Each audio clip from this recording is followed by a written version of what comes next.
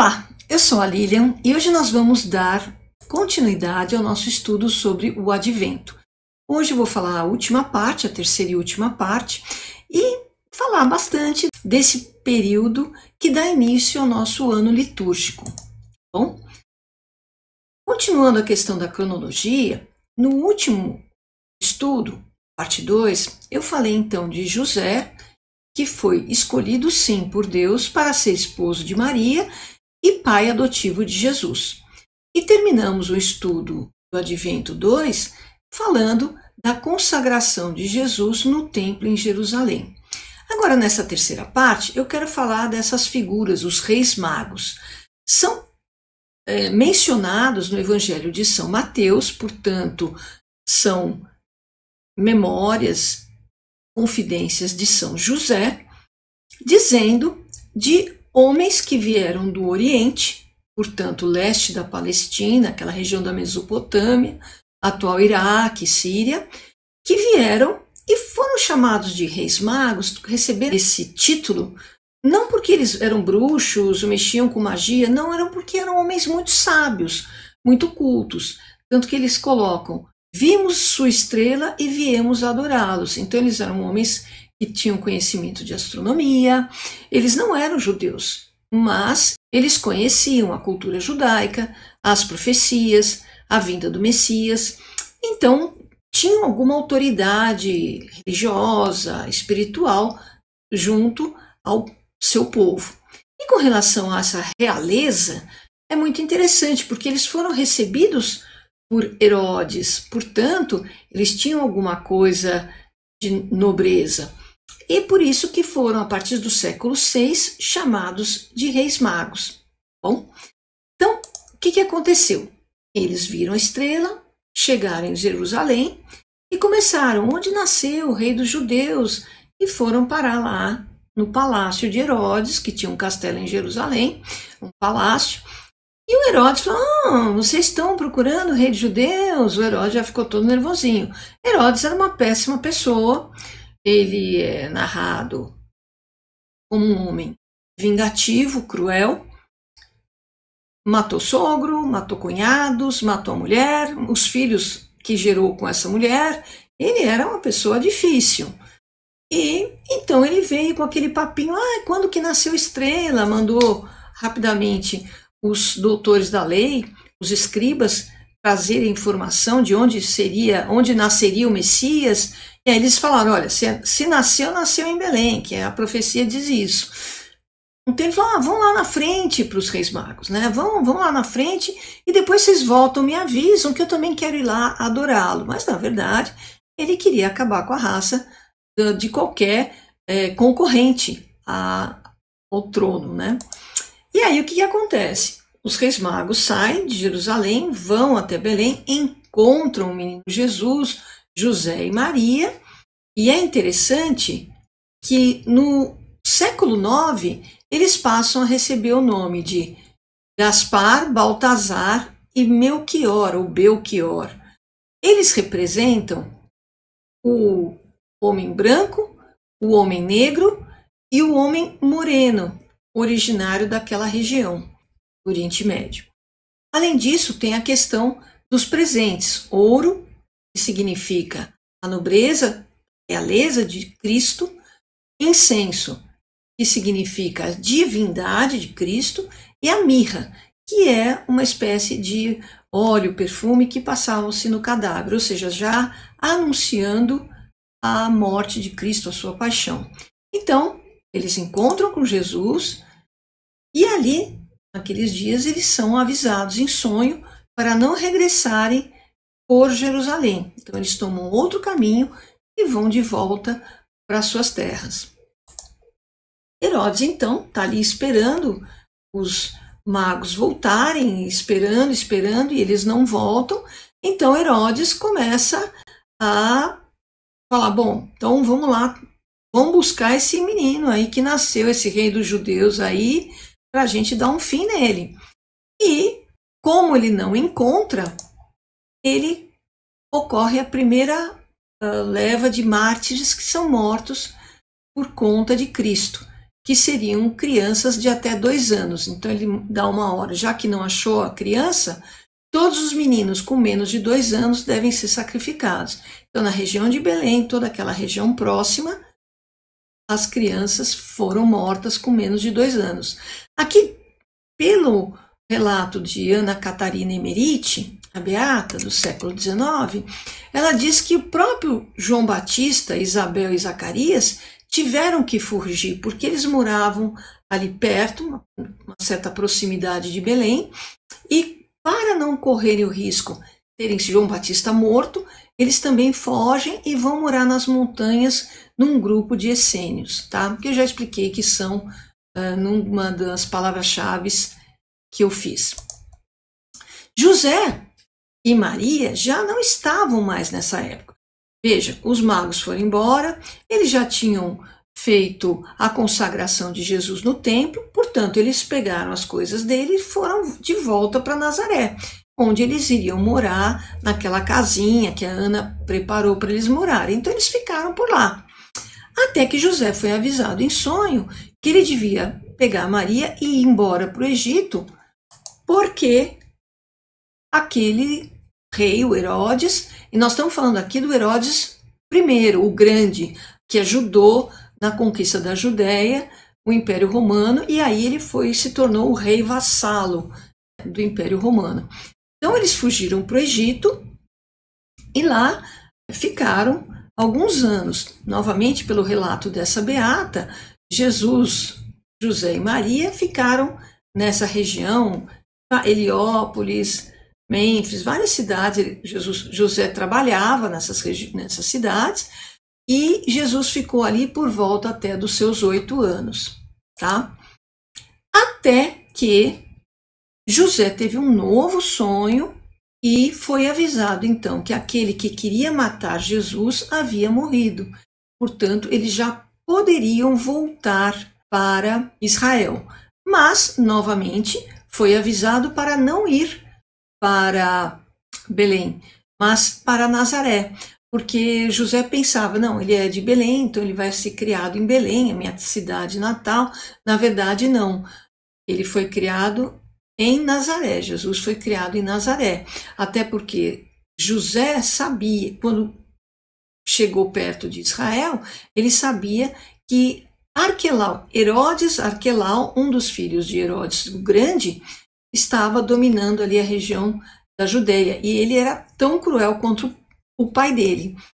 Então, José vai para Nazaré e lá o menino Jesus fica crescendo. É muito interessante porque dali, por volta dos 8 anos, a gente não tem muita informação, até que novamente aparece um trecho, já no Evangelho de São Lucas, portanto uma narração de Maria, dizendo que todo ano eles iam para comemorar a Páscoa em Jerusalém.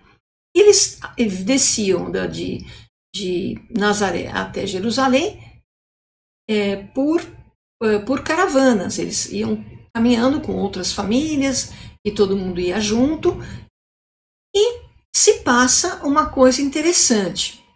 Quando Jesus tinha 12 anos, na volta de Jerusalém, as caravanas subiram, José e Maria se desencontraram do menino.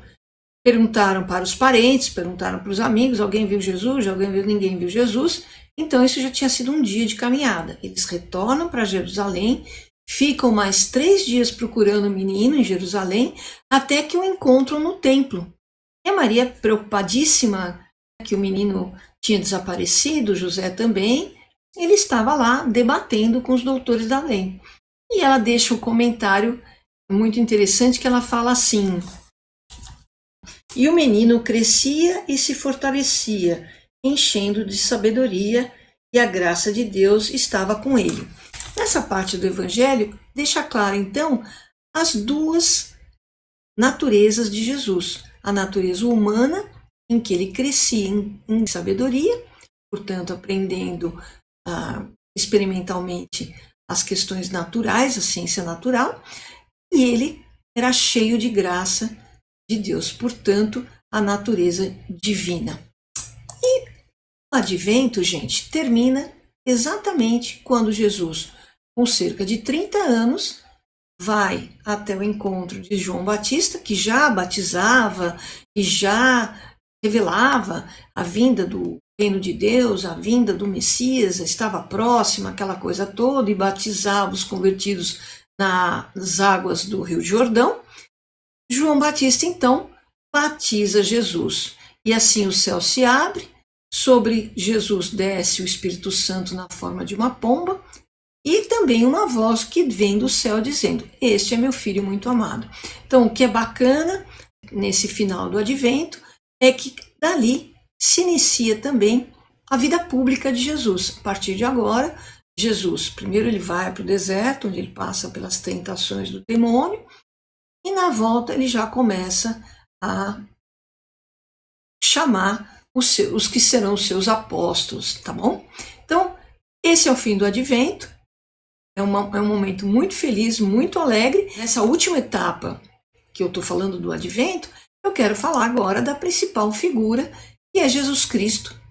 Jesus, Deus salvo, Jesus Cristo, o nosso Salvador. Não tem melhor definição do que o próprio Evangelho de João Evangelista para falar de Jesus. Então vamos lá. No princípio era o Verbo, e o Verbo estava com Deus, e o Verbo era Deus. Todas as coisas foram feitas por ele, e sem ele, nada do que foi feito se fez. Nele estava a vida, e a vida era a luz dos homens. E o Verbo se fez carne, e habitou entre nós, e vimos a sua glória, como a glória do unigênito do Pai, cheio de graça e de verdade. Então, não tem definição melhor. E aí, gente, eu quero começar algumas conclusões. Diferente de tudo que as pessoas imaginavam, a ostentação de chegar o Salvador num cavalo branco, com um exército, etc., chega um menino numa família simples, discreta, silêncio, ele se faz e se transforma no Salvador de todos. Além disso, a força da verdade e do seu amor, que começou aí no advento e terminou com o seu sacrifício na cruz, dão a certeza dessa vitória, que aqueles que acreditam em Deus, e aqueles que acreditam em Cristo, serão salvos e serão chamados filhos de Deus. E a sua mensagem de paz e de esperança foi ouvida. Estamos aí há 2000 anos depois do que tudo aconteceu, do que tudo se passou, e Cristo é uma realidade no nosso mundo. A sua mensagem, a sua verdade está presente e nós temos ele no coração. E eu vou mostrar alguns exemplos disso.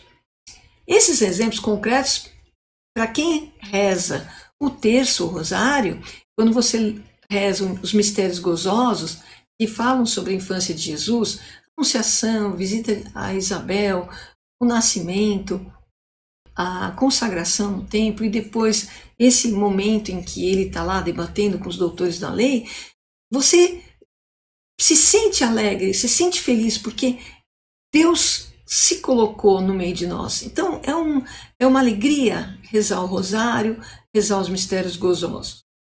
Além disso, a festa de Natal, o que é a festa de Natal? É uma dádiva de Deus. Quando você vê aquelas luzes nas ruas, nos comércios, nas casas, o pessoal enfeitando, o mundo está celebrando essa festa que Deus quis vir até nós. A troca de presentes. Muita gente vai falar, isso virou comércio, agora só fazem troca de presente. Gente, não importa se é presente caro, se é presente barato. Quantas pessoas se alegram em dar presente para os pobres, que não podem nem retribuir. Eu canso de ver nesse período em que as pessoas trocam presentes, fazem doações, lembram dos pobres e fazem cestas de Natal, as pessoas que não podem retribuir. Isso que é esse presente? É Deus, na sua divindade, trocando um presente, buscando a nossa humanidade. É uma troca. Nós nos elevamos enquanto Deus se rebaixa e vem para nós. Olha que bonito essa ideia de troca de presente. Então, tudo isso é alegria, tudo isso é Natal. Deus ultrapassa a sua transcendência. Imagina que ele é algo invisível, intocável, mas agora que ele veio no advento, Deus se revela, ele se manifesta, ele se materializa. Hoje a gente olha uma imagem de Jesus e a gente fala, meu Senhor e meu Deus, está ali, presente. Deus se materializou. E ele é a luz da luz, como está escrito no texto de João Evangelista, e a vida era a luz dos homens. Ele nos transforma, nós também seremos luzes, nós também criamos cadeias de luz, nós também formamos ilhas de paz e de alegria, porque sabemos que o Senhor estará sempre conosco, desde o seu advento. E é por isso, gente, que eu termino essa última parte do advento desejando a vocês um Feliz Natal, um Natal maravilhoso, um Natal sagrado, um Natal de paz, de amor, de confraternização, porque Natal é isso, é um momento de reflexão, é um momento de celebrar a vida de nosso Senhor, a vida, o dom da vida, a dádiva, esse presente que é o Natal e que o Senhor teve a delicadeza de nos oferecer, tá bom? Um abraço a todos e um Feliz Natal. Até a próxima. Obrigada por chegar até aqui. Se gostou, deixe seu like, se inscreva no canal, escreva seus comentários, dúvidas e sugestões. E até o nosso próximo encontro.